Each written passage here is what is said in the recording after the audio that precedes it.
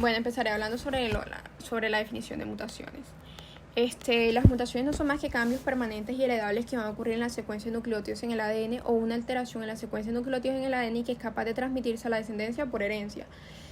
Cuando hablamos de que es hereditario, ese carácter hereditario que tiene la definición supone que la mutación ha de presentarse de modo estable en la células de la línea germinal. Sabemos de que de forma general las mutaciones pueden ocurrir por distintas causas, por error en la replicación, una alteración espontánea en los nucleótidos, puede ser inducido por agentes mutágenos, ya sea físicos, biológicos, químicos, pero nunca como consecuencia de la recombinación meiótica entre cromosomas homólogos. Las mutaciones pueden ocurrir en cualquier parte del genoma, ya sea en la región codificante, en la región reguladora, del genoma mitocondrial o del genoma nuclear, en células somáticas cuando no son heredables o en células germinales que sí van a ser heredables. Existe la misma susceptibilidad de que ocurra en cualquier parte del genoma, pero aquellas que van a ocurrir en la región codificante va a tener peores consecuencias. Entonces debemos distinguir aquellas mutaciones que ocurren en la región reguladora y en la región codificante. Cuando una mutación ocurre en la región codificante, es decir, en la región responsable de la información de la proteína, en la región responsable de la información de la proteína se va a ver alterada la proteína como tal, o sea, el ARN mensajero y por lo tanto la proteína. Mientras que cuando una mutación ocurre en la región responsable de esa regulación de la expresión del gen, es decir, en la región reguladora, no se va a alterar la proteína o el ARN mensajero, sino su síntesis, ya sea un aumento o una disminución en su concentración. Esto se ve reflejado, por ejemplo, cuando existe una sustitución de una base por otra en esa región reguladora e impide que se puedan unir factores de transcripción claves que son para poder activar el promotor y a su vez pues iniciar el proceso de la transcripción. Sabemos de que tanto las mutaciones como la recombinación meiótica es la principal fuente de variabilidad genética de los organismos y que esto va a ser útil para estudiar procesos como por ejemplo la evolución, la identidad genética de un organismo, el diagnóstico prenatal, un genoma alterado que sea responsable de una enfermedad, para el tratamiento de enfermedades de células somáticas y de células sexuales. Entonces, de forma general, esos serían como los conceptos y las características de las mutaciones. Ahora, nosotros podemos clasificar las mutaciones bajo distintos puntos de vista, según el tipo de célula, cuando son en las células de la línea germinal o células somáticas, según el tamaño, cuando estamos hablando de mutaciones puntuales, mutaciones génicas y mutaciones cromosómicas, que son más que todo a gran escala, según el mecanismo que las produzca. Hablamos de mutaciones exógenas y mutaciones endógenas. Las mutaciones exógenas son aquellas mutaciones que van a ser inducidas por agentes mutantes, por ejemplo, agentes físicos como la radiación ultravioleta, agentes biológicos como lo son los virus, agentes químicos como agentes intercalantes, o las mutaciones endógenas, que estas son mutaciones espontáneas o fortuitas que se van a ocurrir en el mismo ambiente de las células. Por ejemplo, una diseminación oxidativa de una base, la pérdida de la base por rompimiento de hidrólisis o inestabilidad del enlace beta-N-glucosídico, errores en la replicación o por agentes endógenos.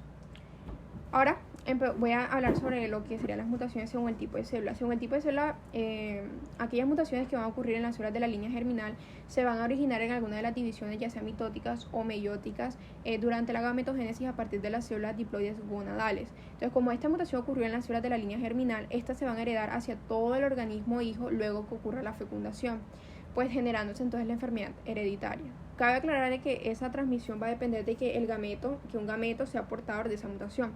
Pero entonces, como la mutación ocurrió en las células de la línea germinal, estas se van a transmitir hacia todas las células del organismo hijo del nuevo ser pluricelular, incluyendo a las células sexuales, a las células de la línea germinal de ese organismo hijo. Y por eso va a tener la capacidad de otra vez de transmitirla a la futura generación o a su descendencia. De esta manera, la mutación va a actuar como una variación heredable que va a estar sujeta a la selección natural. Y es por eso que nosotros podemos decir que las mutaciones germinales positivas son las responsables pues, de la evolución como tal. Entonces las mutaciones es la materia prima de la evolución como tal. La importancia de estas mutaciones radica en qué tipo de función se encuentra afectada. Si es una mutación esencial, vamos a ver que se generaron organismos inviables y por eso vamos a evidenciar abortos espontáneos. También podemos ver, por ejemplo, cuando no se afecta una función esencial pero sí importante, se generan entonces las enfermedades congénitas o hereditarias. Normalmente estas mutaciones en las células de la línea germinal son muy infrecuentes y esto lo hemos reflejado, por ejemplo, durante el proceso de la espermatogénesis. Durante la formación de un espermatozoide se producen alrededor de 100 mutaciones por error en la replicación. pero la mayoría de ellas son recesivas o son tan letales que no llegan ni siquiera ni a la concepción ni al nacimiento. Entonces podemos decir de que las tasas de mutaciones de la célula de la línea germinal con consecuencia patológica o consecuencia negativa va a ser muy reducido. Ahora, por otro lado, las mutaciones en las células somáticas, es decir, aquellas células no reproductoras, solamente se van a heredar a las células hijas producto de la mitosis y no a las células del organismo completo. Es decir, no son heredables como tal. Pueden afectar a cualquiera de los 46 cromosomas, de cualquier célula somática diploide que se encuentre ubicada en cualquier órgano, tejido, célula aislada durante el desarrollo precoz, final de un organismo o incluso durante la vida adulta también. A diferencia de las células de la línea germinal, las mutaciones somáticas son las que son mayoritarias, ya que las células somáticas son las que más se dividen y esa tasa de mutación va a aumentar. A pesar de que pues hay una tasa de mutación alta, esta tasa va a aumentar, por ejemplo, por la edad, por errores en los mecanismos de reparación del ADN o incluso también por la inducción de agentes, apareciendo miles de nuevas mutaciones en la vida adulta. El efecto como tal de las mutaciones en las células somáticas va a depender de la compatibilidad que tenga con el ciclo celular. Por ejemplo, una célula afectada se va a dividir activamente generando una proliferación celular y por eso esto va a generar un problema clínico. Y esto es lo que sucede tanto en la transformación neoplásica como en el envejecimiento. Sabemos de que el cáncer se va a iniciar por una mutación en los genes que regulan que regulan la división de la célula. ¿Qué más? Bueno, cuando una mutación somática ocurre después de la formación del cigoto, ya sea una mitosis temprana o una mitosis tardía, pero antes del desarrollo final del cigoto, se genera un mosaico, que pues es un término genético que hace referencia a la presencia de dos o más líneas celulares que son genéticamente distintas y que son derivadas de un mismo cigoto. Entonces, si ocurre una mutación en la mitosis temprana, se va a generar que el organismo va a tener mayor proporción de células anómalas que las normales. Pero si ocurre una mitosis tardía, va a haber mayor proporción de células que van a ser normales como tal, a diferencia pues de que si ocurre en la mitosis temprana. Ahora, empecemos a hablar sobre la clasificación de las mutaciones según la magnitud. Entonces, según la magnitud, se clasifican en mutaciones puntuales, mutaciones génicas, mutaciones génicas y mutaciones cromosómicas. Las mutaciones génicas también son llamadas mutaciones puntuales, mutaciones mínimas, micromodificaciones, mutaciones a pequeña escala, y estas básicamente involucran la alteración de un solo gen, de un solo nucleótido, y por lo tanto, estas mutaciones a pequeña escala o mutaciones puntuales por lo general involucran la alteración de un solo nucleótido y por lo tanto de su complementario en la otra hebra, o también puede incluir también varios nucleótidos, es decir, alteración en uno o pocos nucleótidos. Entonces, de forma general, hablamos de sustitución, de lesión e inserción. Es importante también mencionar de que estas mutaciones puntuales son tan representativas que incluso son consideradas como el único tipo de mutación que existe, y que es la estabilidad del cambio lo que va a garantizar de que esa mutación se perpetúe en la progenie celular al pasar por cada ciclo de replicación a las nuevas copias del ADN y que permanezca en los genomas de los individuos dentro de una población. También hablamos de que cuando existe esta alteración en un solo nucleótido, es decir, que por lo general solamente afecta a un gen, hablamos de enfermedades monogénicas. Las enfermedades monogénicas involucran la alteración de un solo gen, ya sea en la región estructural o región codificante o la región reguladora, y que estas enfermedades monogénicas se transmiten según las leyes de Mendel. Entonces esa alteración en el gen, ya sea en cualquiera de los dos tipos de regiones, va a ser suficiente, por ejemplo, para alterar su función, altera la función de la proteína y genera una enfermedad hereditaria. En cuanto a las sustituciones, es una mutación puntual que consiste en un cambio de un nucleótido por otro o la aparición de un nucleótido en un punto específico de la secuencia del ADN donde originalmente se encontraba otro. Ahora las clasificamos en transiciones y transversiones. Las transiciones es un cambio de una pirimidina por una pirina o una purina por otra purina. Las transversiones es un cambio de una pirimidina por una purina o una purina por una pirimidina. Existen 8 posibilidades, 2 por cada base, y en las transiciones 4 posibilidades, 1 por cada base. En cuanto a las inserciones y deleciones, las inserciones es la pérdida de uno o varios nucleótidos en la secuencia del ADN. Esta va a ser infrecuente en ADN codificante, pero frecuente en ADN no codificante. Al igual va a suceder con las inserciones, de que es la ganancia de uno o pocos nucleótidos en la secuencia del ADN y que esto va a ser infrecuente en ADN codificante. Mientras que la sustitución va a ser común tanto en ADN codificante como en ADN no codificante.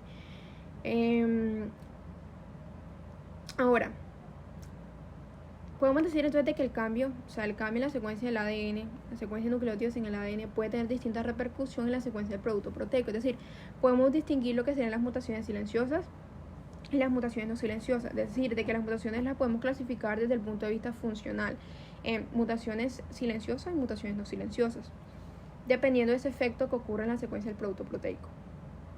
Entonces, en cuanto a las mutaciones silenciosas, son también llamadas mutaciones neutras, mutaciones sinónimas, mutaciones asintomáticas. Estas se caracterizan porque a pesar de que existe una alteración en la secuencia de nucleótidos en el ADN, no genera ningún tipo de repercusión en la secuencia del producto proteico, es decir, no se afecta el fenotipo.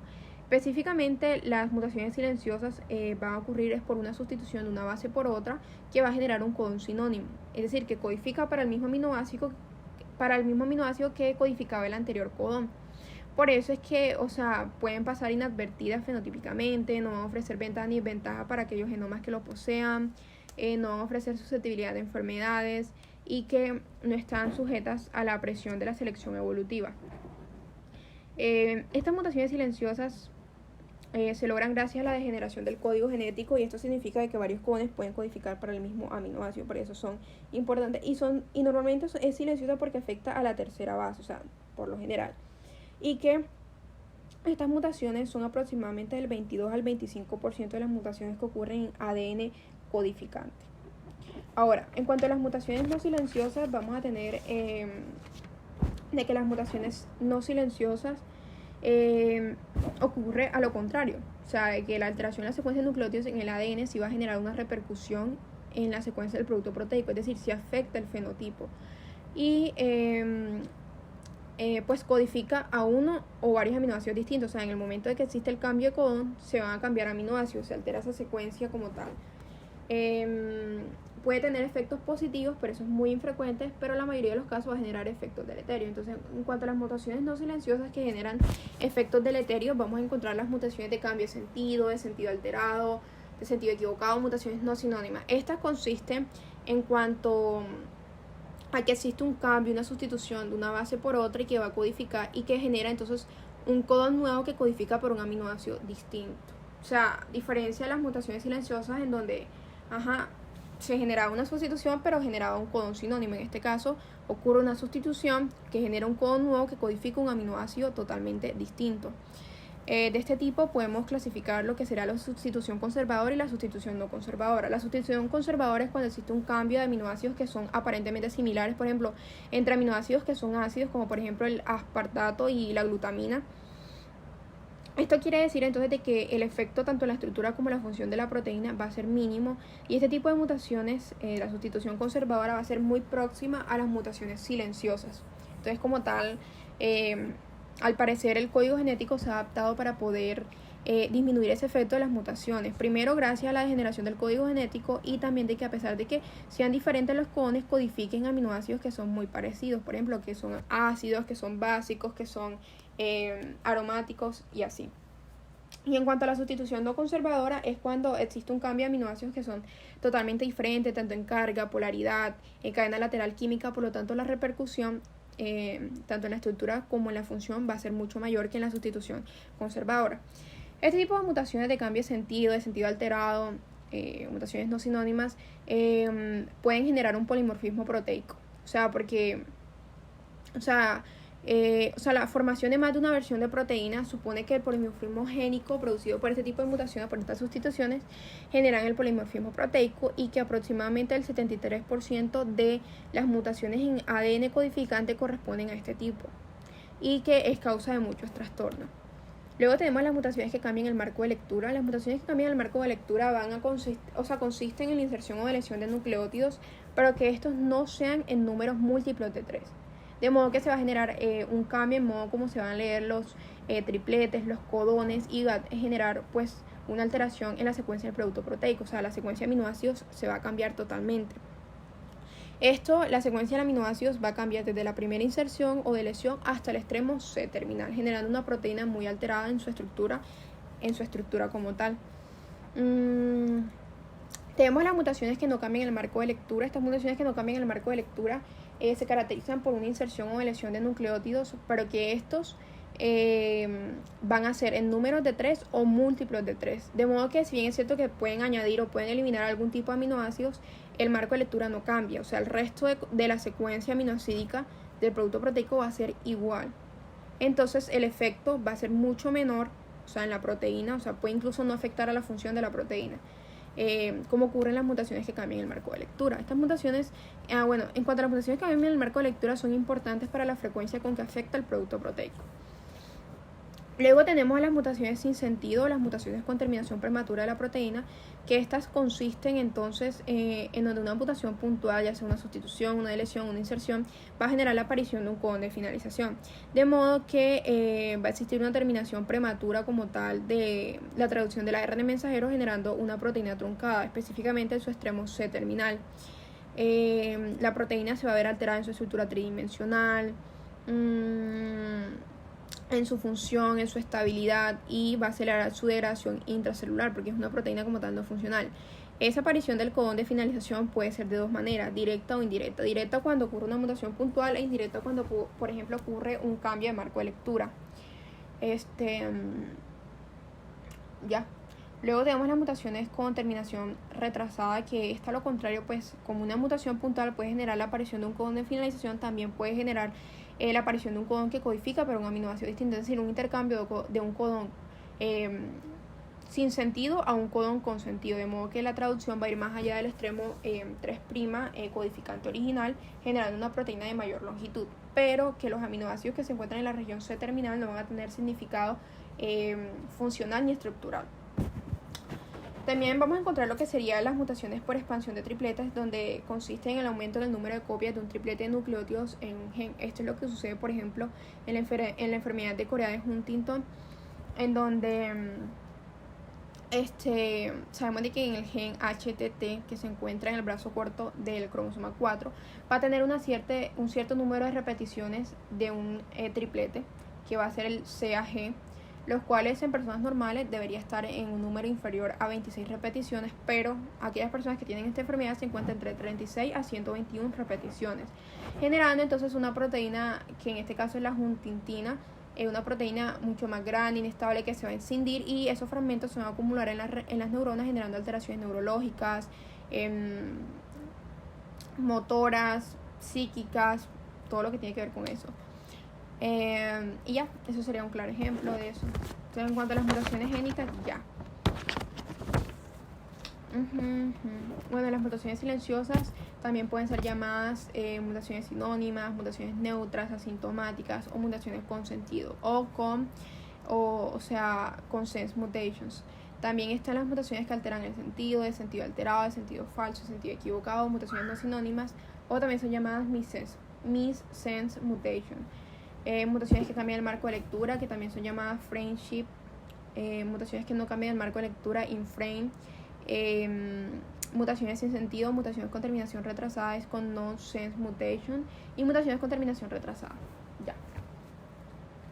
Esa sería la primera parte. Ahora tenemos las mutaciones cromosómicas. En cuanto a las mutaciones cromosómicas, sabemos de que es importante hablar sobre las enfermedades cromosómicas antes. O sea, cuando existe la alteración de un solo gen, hablamos entonces de las enfermedades monogénicas, pero también encontramos las enfermedades cromosómicas, que estas se deben a una alteración ya sea en el número o en la estructura de un cromosoma.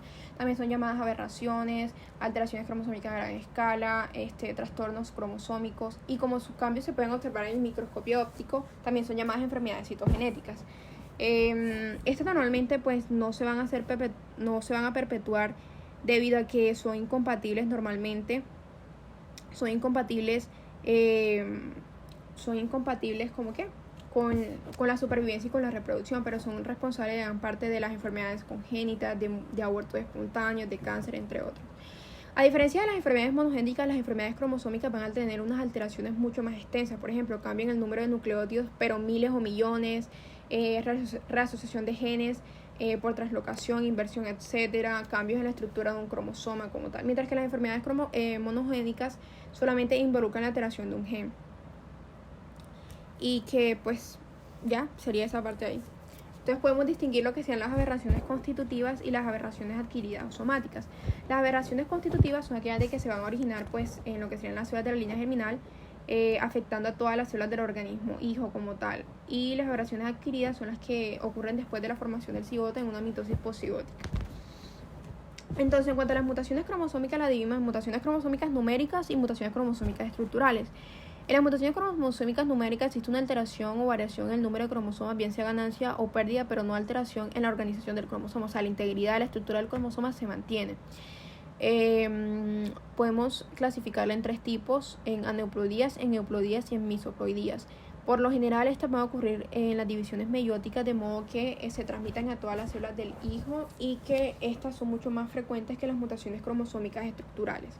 En cuanto a las euploidías, de forma general encontramos a las nuliploidías, que esto corresponde al juego cromosómico de las células de los glóbulos rojos de las plaquetas.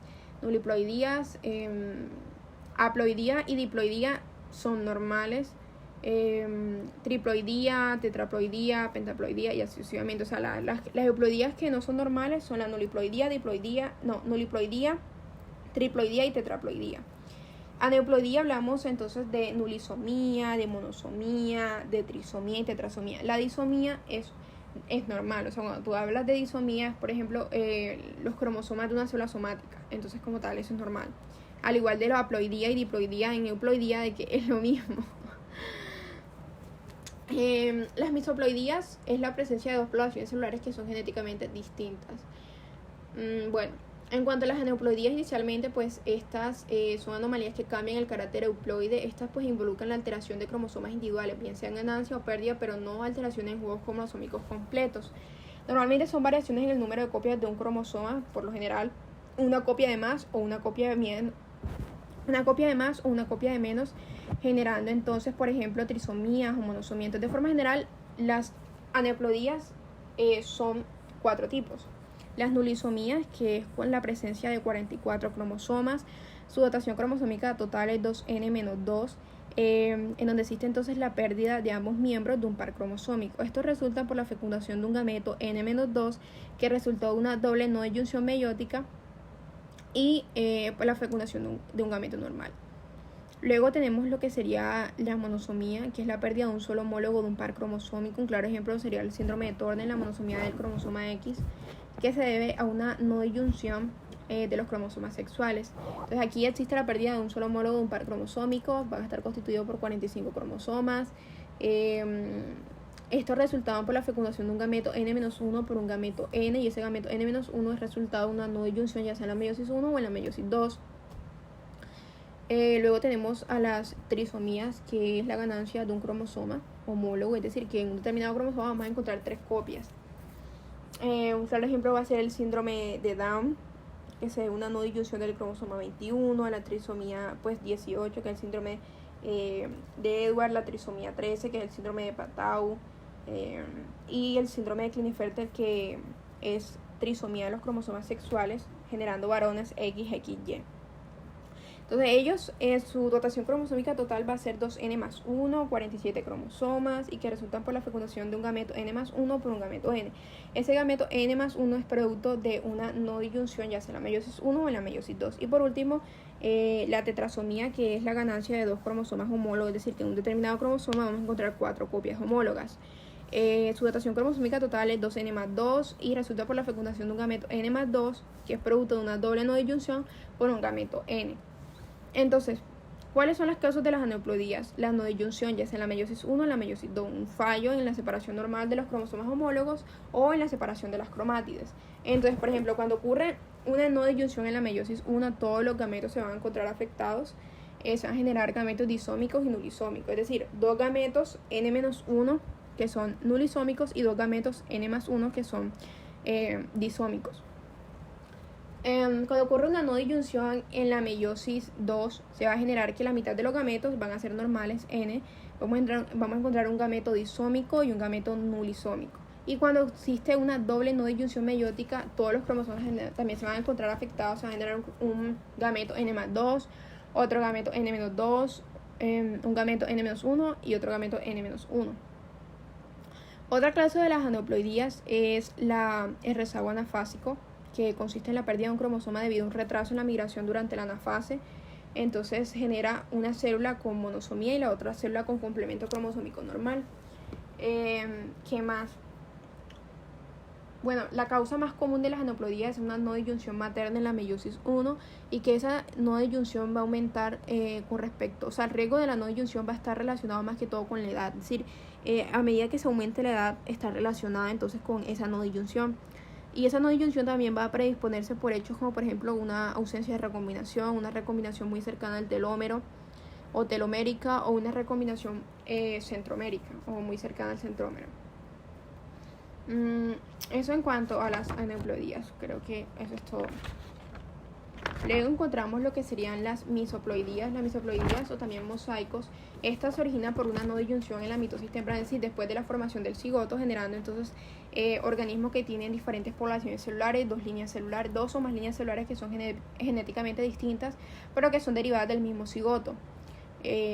Luego tenemos a las euploidías, que es el tercer tipo de mutaciones cromosómicas numéricas, en donde las euploidías, en lugar de existir una alteración en los cromosomas individuales, va a tener una alteración en juegos completos cromosómicos. Entonces vamos a encontrar de que, por ejemplo, la triploidía es cuando la célula posee 3 juegos cromosómicos, es decir, cromosomas en triplete. Normalmente los cromosomas se encuentran en duples, pero en este caso en las triploidías existen 3 juegos cromosómicos, cromosomas en tripletes. Los 2/3 de las triploidías se deben por la fecundación de un gameto,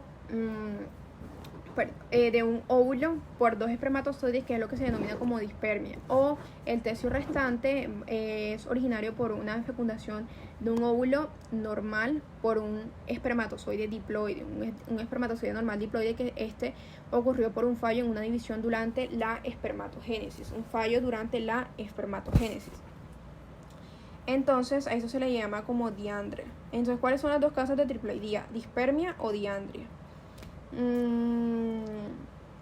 Bueno, las posibilidades de cuando ocurre pues una dispermia, es decir, cuando se fecunda un óvulo por 2 espermatozoides, las 3 posibilidades de los cariotipos va a ser 69,XXX, 69,XXY, 69,XYY. Y cuando ocurre la segunda causa por una diandria, es decir, por la fecundación de un óvulo por un espermatozoide diploide, se va a generar entonces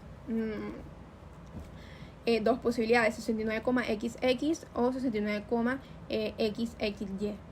Luego tenemos a las tetraploidías, que existe pues 2 dotaciones cromosómicas adicionales, es decir, va a tener 4 huevos cromosómicos. Los cromosomas van a estar en 4 cromosomas y existen 2, son siempre ya sea 92,XXX o 92,XXYY.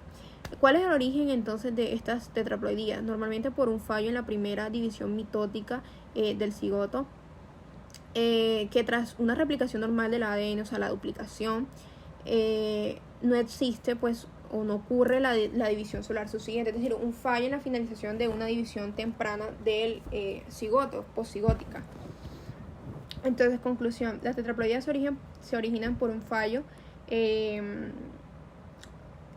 durante las primeras divisiones, o por lo general por un fallo en la primera mitosis del cigoto, que tras esa replicación normal del ADN no ocurre la división celular subsiguiente, la que debería formar 2 células embrionarias que serían 2N2C, sino va a generar una célula que va a ser 4N4C.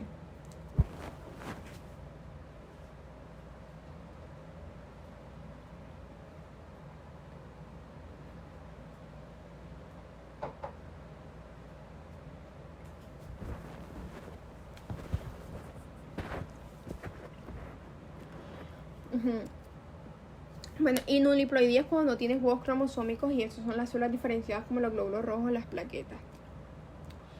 Bueno, ahora vienen las mutaciones cromosómicas estructurales. En cuanto a las mutaciones cromosómicas estructurales, son menos frecuentes que las mutaciones cromosómicas numéricas, y estas se deben a una alteración o un cambio en la estructura de uno o varios cromosomas, pero no alteración en su número.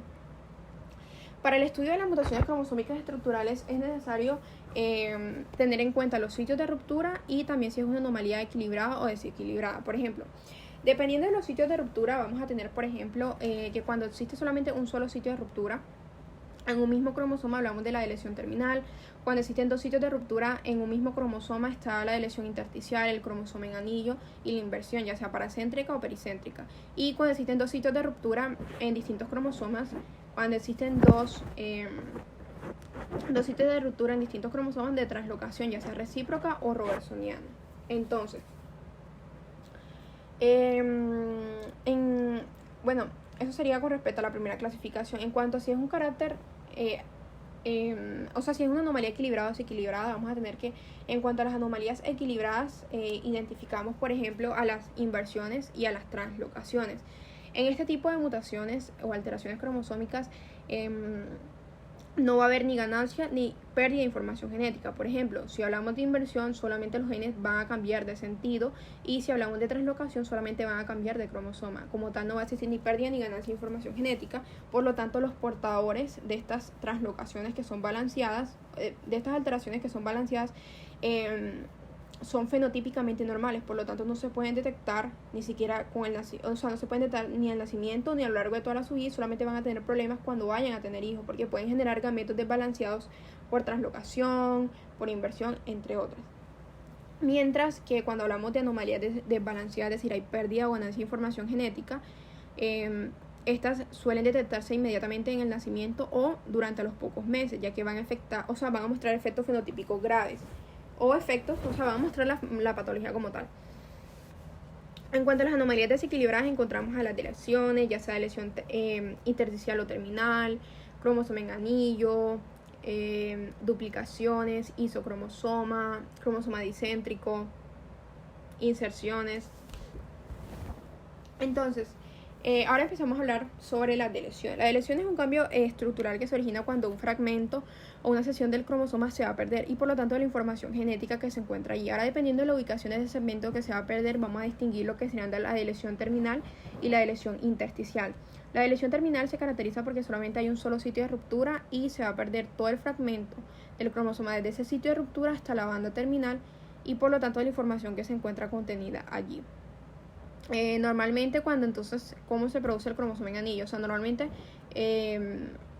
por ejemplo, cuando existe la rotura de la cadena del ADN, los extremos resultantes suelen ser unidos rápidamente por las enzimas de reparación, pero en caso de que esa rotura ocurra en un solo punto y no sea reparado, el fragmento acéntrico se va a perder en la siguiente división celular, de modo que va a generar un cromosoma con deleción terminal. Entonces, ¿cuál es la causa de lesión terminal? Eso de que ocurre, o sea, un fallo en la reparación del extremo, o sea, de esa rotura que se ha producido, y que el fragmento acéntrico se va a perder en la siguiente división celular.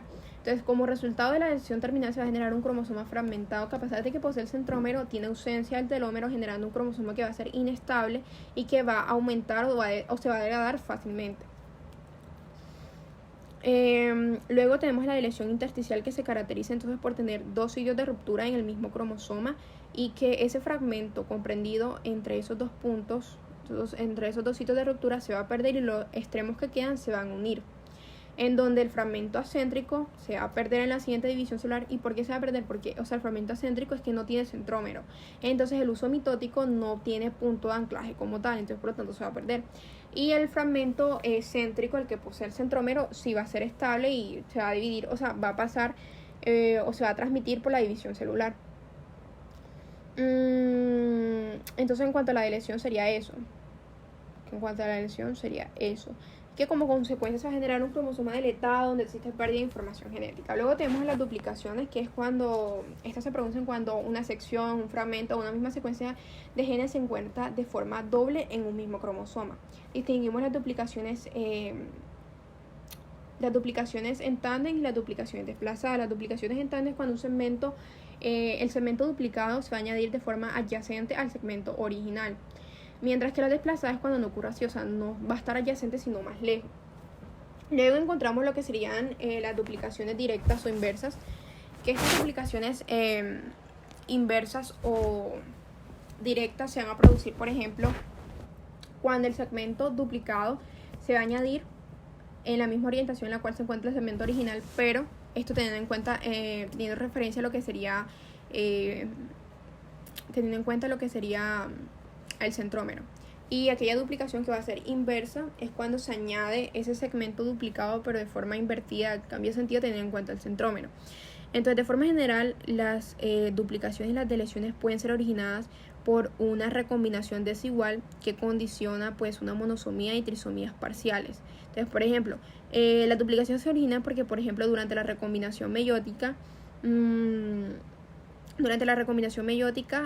por ejemplo,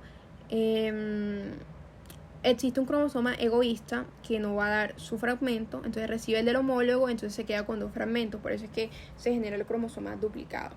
Es importante mencionar de que las deleciones van a generar un efecto fenotípico grave debido a que existe pérdida de información genética, porque es una anomalía desequilibrada, mientras que las duplicaciones representan ganancia de material genético, pero que estas se soportan más que las deleciones, ya que es peor la pérdida de genes que la ganancia de genes. Luego encontramos lo que serían los cromosomas en anillo. Los cromosomas en anillo, para la formación de un cromosoma en anillo deben existir dos deleciones terminales, es decir, deben haber dos sitios de ruptura en los extremos de un mismo cromosoma y los extremos resultantes se van a unir formando un anillo circular o un anillo en círculo o un cromosoma circular, perdón. Es decir, una doble deleción terminal con recircularización del cromosoma. Una doble deleción terminal con recircularización del cromosoma. ¿Cuál es la causa de la formación de un cromosoma en anillo? Normalmente es la rotura y errores de reparación de los extremos pegajosos, ya que cuando un cromosoma que no tenga telómero va a ser degradado fácilmente y se van a atraer como tal los extremos. Es importante mencionar de que estos cromosomas en anillo van a tener problemas en la recombinación meiótica. Sabemos de que la recombinación meiótica, ese apareamiento y ese entrecruzamiento que se va a dar entre los cromosomas homólogos debe darse en aquellos que tienen la misma información genética, pero este cromosoma no se va a poder llevar a cabo la recombinación debido a que existe pérdida de información genética, entonces no tiene la misma información genética que su homólogo. Entonces tiene problemas en la recombinación meiótica. En este tipo de mutaciones va a existir pérdida de regiones con genes muy importantes que son terminales, generando patologías también importantes. Pero existen los casos en donde se puede generar un cromosoma en anillo y no genere patología importante. Por ejemplo, cuando no existe pérdida de la región subtelomérica. Normalmente estos cromosomas en anillo se pueden encontrar en el cromosoma 13 y 18. Entonces, conclusión, el cromosoma en anillo se produce, para la producción o para la generación de un cromosoma en anillo deben existir dos deleciones terminales y los extremos resultantes se van a unir, generando un cromosoma en anillo. Y si este cromosoma en anillo posee el centrómero, se va a heredar, va a permanecer estable o se va a transmitir en la división celular, pero si es acéntrico, es decir, no posee centrómero, se va a perder en la división celular. Luego vamos a encontrar lo que son las inversiones. Las inversiones es una anomalía estructural que se produce cuando un fragmento de un cromosoma que se ha producido por dos sitios de ruptura o generado por dos sitios de ruptura o delimitado por dos sitios de ruptura va a girar 180 grados y se vuelve a insertar en el mismo cromosoma, es decir, se invierte, cambia de sentido. Entonces, si ese fragmento involucra el centrómero, hablamos entonces de inversión pericéntrica. Entonces, la inversión pericéntrica se produce cuando los dos sitios de ruptura se encuentran en distintos brazos del mismo cromosoma, ya sea uno en el brazo largo y el otro en el brazo corto, y el fragmento delimitado por esos dos puntos de ruptura involucra el centrómero, va a girar 180 grados y se vuelve a reinsertar en el mismo cromosoma. Este tipo de inversión pericéntrica va a alterar o va a cambiar la dirección del patrón de bandas del cromosoma, es decir, va a alterar la secuencia original del cromosoma y también la morfología del cromosoma con respecto al centrómero. Mientras que una inversión paracéntrica, los dos sitios de ruptura se encuentran en el mismo cromosoma, en el mismo brazo del mismo cromosoma, y que el fragmento comprendido entre esos dos sitios de ruptura va a girar 180 grados y volver a reinsertar en el mismo cromosoma, y que este solamente va a presentar una alteración en la dirección o una alteración en el patrón de bandas, es decir, una alteración en la secuencia del cromosoma, pero no una alteración o modificación en la morfología del cromosoma con respecto al centrómero. Entonces ya eso sería en cuanto a las inversiones, pero sabemos de que la inversión es una anomalía equilibrada, es decir, no va a generar desbalance genético, no va a generar desbalance genómico. Sin embargo, si un sitio de ruptura ocurre al interior de un gen, altera su secuencia y por lo tanto pues, puede afectar su expresión, por eso se puede generar un fenotipo anormal. Si ese sitio de corte o ese sitio de ruptura ocurre al interior si ocurre al interior entonces de un gen. Normalmente sabemos de que los portadores de las inversiones pueden producir gametos desbalanceados. O sea, básicamente los portadores de las inversiones van a producir gametos desbalanceados, ya que, como te había dicho al comienzo, ellos son fenotípicamente normales, pero van a tener problemas a la hora de la descendencia. Entonces, los portadores de las inversiones van a generar gametos desbalanceados. Esto como consecuencia de la recombinación meiótica entre los cromosomas homólogos. Entonces, por ejemplo, si durante esa recombinación existe, por ejemplo, un individuo heterocigoto para la inversión, es decir, vamos a encontrar un cromosoma normal y un cromosoma con inversión. Entonces, por ejemplo, en cuanto a la inversión pericéntrica, para poder recombinar, o sea, si se recombina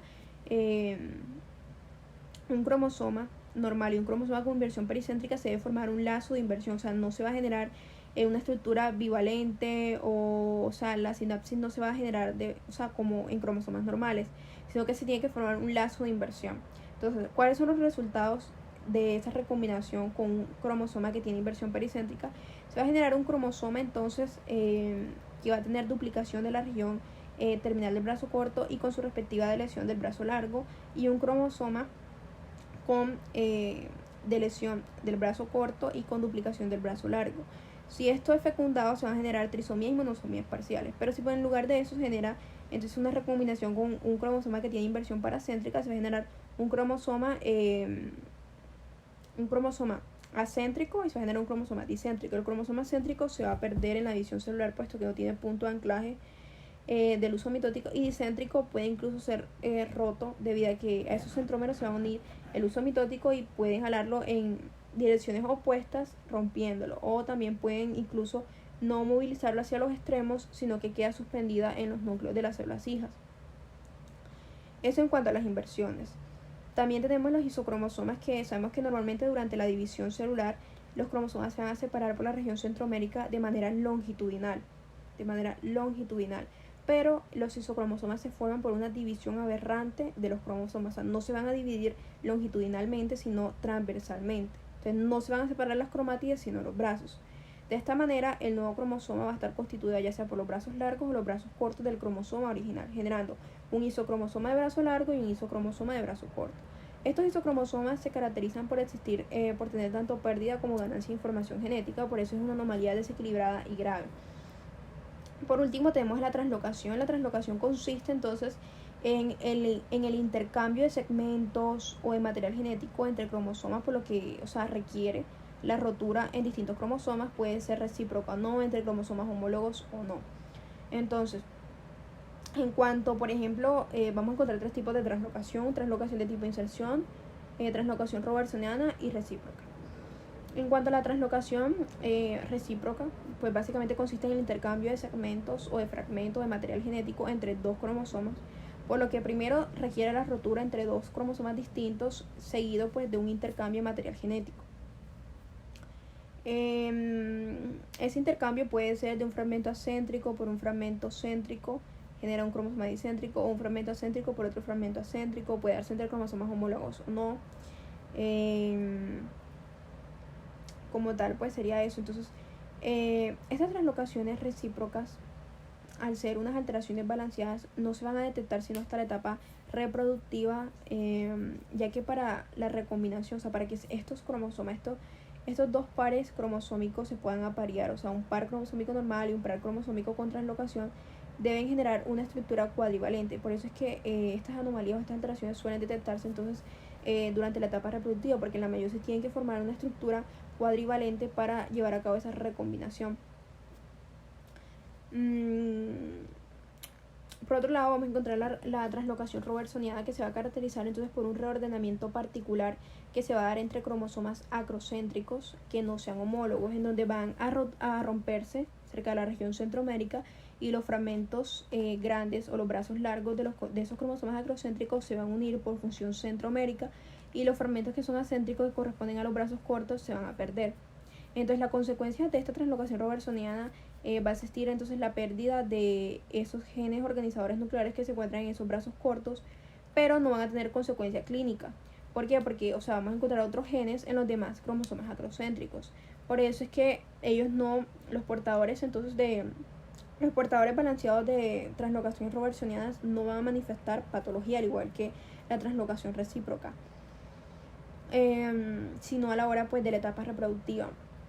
Entonces, va a existir la pérdida, y que aquellos portadores balanceados de translocaciones robertsonianas van a aportar entonces no 46, sino van a tener 45 cromosomas en su cariotipo. Entonces, al igual que la translocación recíproca, estas translocaciones de tipo robertsoniana también va a ser detectada en la etapa reproductiva, y que para la recombinación meiótica deben generar una estructura trivalente. Es decir, en inversión se debe generar un lazo de inversión, en translocación recíproca una estructura cuadrivalente, y en translocación robertsoniana una estructura trivalente. La translocación de tipo de inserción es cuando un segmento de un cromosoma se inserta en una posición inusual de otro cromosoma. Básicamente sería eso. Eso, ya.